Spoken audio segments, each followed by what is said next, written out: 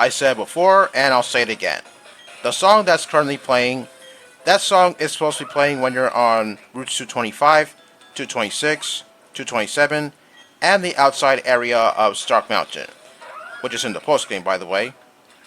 Now, the music that's supposed to be playing when you're on Route 220 or Route 221 is the same soundtrack that you heard back in Route 206, 207, and 208. Okay, I don't know why the soundtrack was changed for Routes 220 and 221 in this game. Well, it doesn't really matter since I'm very fond of both those soundtracks, so regardless of which soundtrack is playing in which route, it doesn't make much of a difference.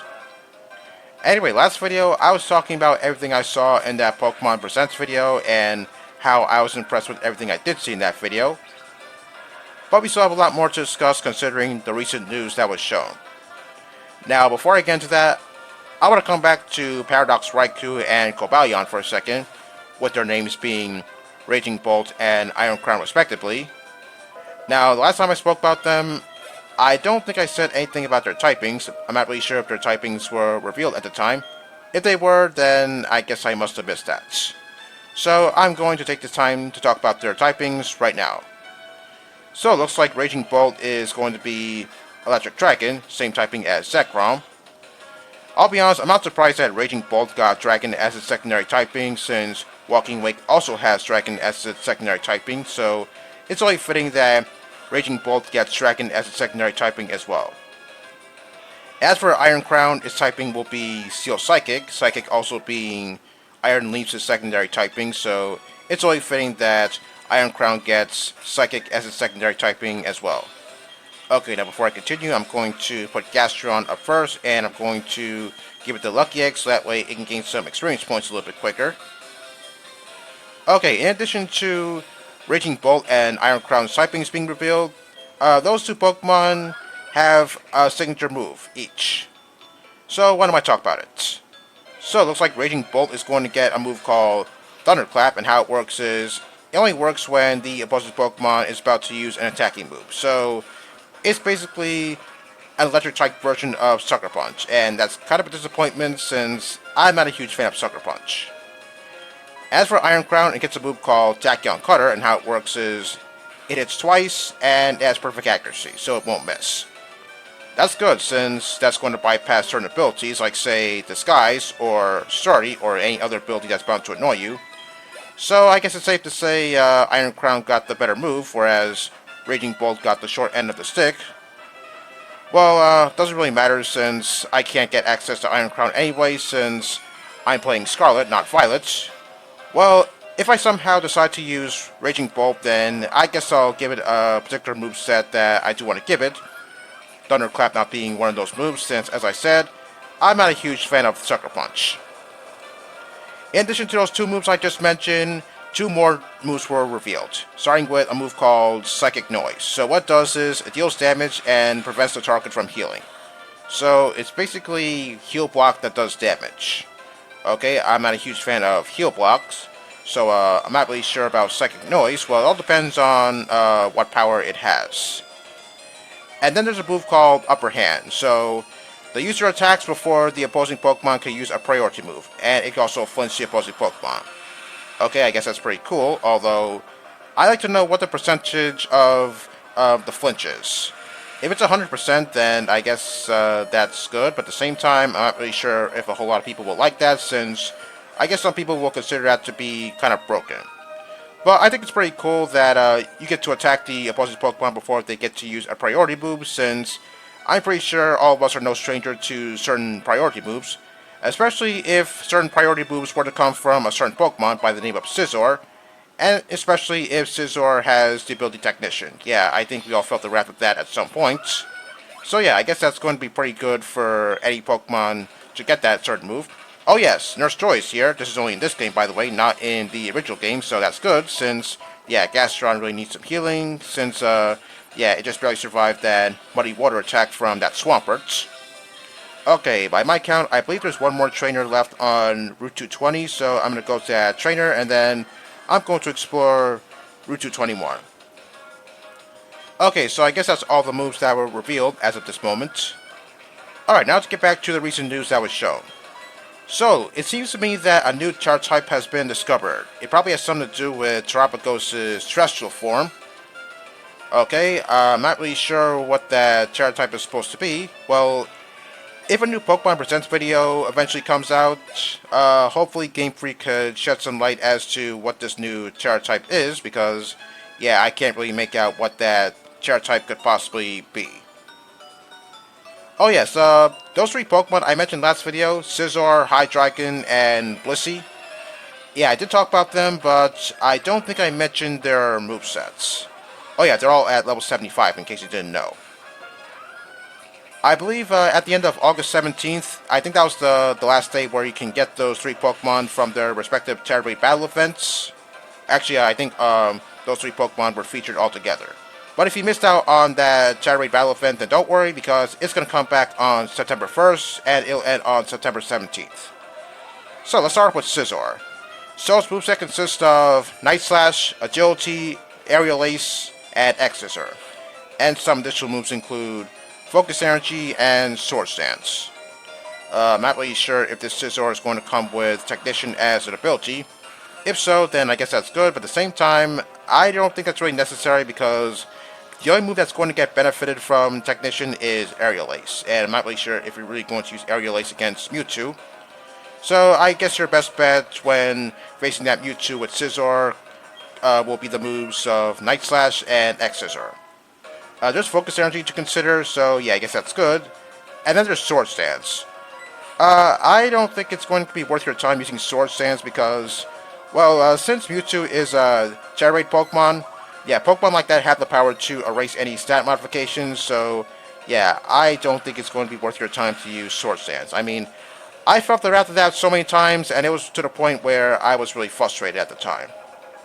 So I guess if your Scizor comes with Focus Energy, then I guess that's your best bet because you're more than likely to get critical hits when it comes to your particular moves. Well, except for Agility. Okay, I'm not really sure why that's there, since I don't think I'm going to waste my time raising my speed. Alright, next up is Hydreigon, and its moveset consists of Dark Pulse, Scary Face, Dragon Pulse, and Earth Power. And some additional moves include Nasty Plot and Snarl. Now, I'm not really sure if Mewtwo can learn any Fairy type attacks. Prior to making this video, I did look up online to see if Mewtwo can learn any Fairy type attacks. I didn't find any. I want to say Dazzling Gleam, but I'm not really sure if Dazzling Gleam is a TM in Scarlet and Violet. If that is the case, then maybe I must missed that. Well, for one thing, Mewtwo can learn Aura Sphere, but I'm not really sure if that particular Mewtwo will come with Aura Sphere. If so, then that's going to be detrimental to Hydreigon since it's weak to fighting. Now, if that Hydreigon comes with Nasty Plot, then I'm not really sure if it's worth your time to use it because, as I said, that Mewtwo is going to have the power to erase any stat modifications, so yeah, I'm not really sure if it's worth your time to use that. And then there's Snarl. Well, Snarl will always lower the opposing Pokemon's special attack stat, which is good since Mewtwo hits pretty hard. Scary Face, I'm not really sure why that's there, since I'm not going to waste my time lowering Mewtwo's speed. And, well, I guess that's everything about Hydreigon's moveset. Now moving on to Blissey. Its moveset consists of Heal Pulse, Last Resort, Soft Boiled, and Seismic Toss, with no additional moves. Well, if you ask me, I guess Blissey has the best chance at standing up against Mewtwo, since Blissey has some pretty good special defense. And since I said Blissey is going to be at level 75, well, I'm not really sure that's really going to benefit anyone, since, well, Seismic Toss will do 75 damage every turn, but I'm not really sure if that's really going to help you out a whole lot. And then there's Last Resort. Well, I'm not a huge fan of Last Resort since I don't think that move is very good. I mean, I know it has 140 power, but yeah, that's just it. I don't see Last Resort as being very helpful. Well, Heal Pulse, I guess you could use that to heal your ally Pokemon, depending on who they are. And Soft Boiled, well, you can heal yourself, so yeah, if you use your first three moves, then I guess you're free to use Last Resort, but I'm not really sure how much Last Resort is going to have an effect on Mewtwo, since I did say I'm not a huge fan of that move at all. Okay, we finally made it to Route 221, home of the Pal Park. Now, I don't think I'm gonna go inside Pal Park just yet because there's still some trainers to fight on Route 221. Yes, you heard me right. I can go inside a Pal Park right now. If you're playing the original games, then you can do this because there's going to be some people blocking the entrance to Pal Park, and the only way you can get inside is if you beat the Elite Four. Okay, I'm just going to pick up this item real quick before I fight any more trainers. Oh wow, Memento? Oh, okay, thank you for killing yourself a lot quicker. Saves me the time of using Earth Power. Actually, I'm not really sure if I'm going to fight any more trainers because there's just one house in the area, and I want to try to get that house before time is up. Okay, I believe it's supposed to be all the way up here. Yeah, it's right there. Inside that house contains a guy, and he's going to say a random number every day, and if you have a Pokemon whose level is the same as the number that the guy calls, then he's going to give you something. You can only do this once a day, so if you show him a Pokemon with the corresponding level that he declared in terms of numbers, he's going to give you a black belt. Second time you do this, he'll give you an expert belt, and third time he'll give you a focus sash.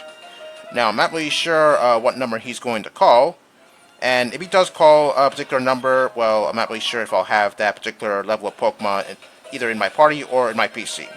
Oh, Appearance Sense, huh? I believe that allows Chimako to produce Chingling eggs. Okay, I'm not really sure how I remember that since I'm not a huge fan of baby Pokemon since, yeah, I just don't like them very much. I believe it has one other effect outside of battle. I think that's supposed to ward off wild encounters or something like that. Yeah, once again, I'm not really sure how I remember this. Well, anyway, I'm not about to ward off any wild encounters since I do want to fight wild Pokemon to gain some experience points. Oh yes, before making this video, I found out that 3 more Pokemon were going to be featured in that Tera Type battle event, so that way they can help you out against Mewtwo. Actually, technically it's 2 because one of those 3 Pokemon is Blissey, but I already went over Blissey's moveset, so I don't feel the need to talk about Blissey again. Okay, so the 2 new Pokemon that were revealed in that Tera Type battle event are Hatterene and Grimmsnarl. So why don't I go over their movesets real quick? Oh yeah, before I do, it's worth mentioning that the Tera Type battle event featuring those 2 Pokemon is currently active right now. It started on August 18th, and it'll end on the 31st. Oh shit, Leaf Blade, uh-oh, not good. Okay, hopefully this doesn't do a whole lot of damage. Okay, I should have switched over to Honchkrow. I'm not really sure what I was thinking at the time. I guess I was too busy commenting, I forgot to do that. Okay, after this battle's over, I'm going to put Honchkrow up first, so that way I don't have to deal with a Leaf Blade coming from Farfetch'd. Although I'm not really sure if this is a good idea because, well, occasionally I am going to encounter a Sudowoodo in the grass, and that Sudowoodo can come with, no, Sudowoodo itself can come with counter, and yeah, if I damage it too much, then it might use counter to possibly kill me, and I don't want that to happen. So yeah, I gotta be cautious when dealing with Sudowoodo. Okay, as I was saying, that event involving Hatterene and Grimmsnarl started August 18th, and it'll end on August 31st. But if you missed out on the event, then it'll come back on September 1st, and it'll end on September 17th. So, Hatterene's moveset consists of Mystical Fire, Psychic, Disarming Voice, and... oh, come on, not this graphical glitch again. Okay, I'm gonna get rid of it. Alright, there we go. Okay, as I was saying, Mystical Fire, Psychic, Disarming Voice, and Dark Pulse. And some additional moves include Psychic Terrain and Calm Mind. Okay, I'm not really sure if this moveset is very good, since, well, Calm Mind, I guess you could raise your special attack and special defense, but as I said, Mewtwo's going to erase your stat modifications at some point. And as for Psychic Terrain, well, I'm not going to use that move because the last thing I want is to give Mewtwo any more power. Wow, these skunk tanks are really fans of using Memento today. Well, anyway, as for Hatterene's regular moveset, well, I guess Mystical Fire can help you out since that's going to lower Mewtwo's special attack stat, but I'm not really sure if it's going to help you out in the long run. Oh, there's Sudowoodo right now. I'm not really sure if I have enough time to fight Sudowoodo, so I'm going to run away from this thing because I don't want to deal with counter. If it does go for that move, that is. Okay, that house that I want to go into, well... wait, is that a shiny? Oh shit, it is a shiny! Oh wow, I wasn't expecting that. Well, looks like I'm going to have to stop here for today, and next time, I'll catch this shiny Sudowoodo. Peace out.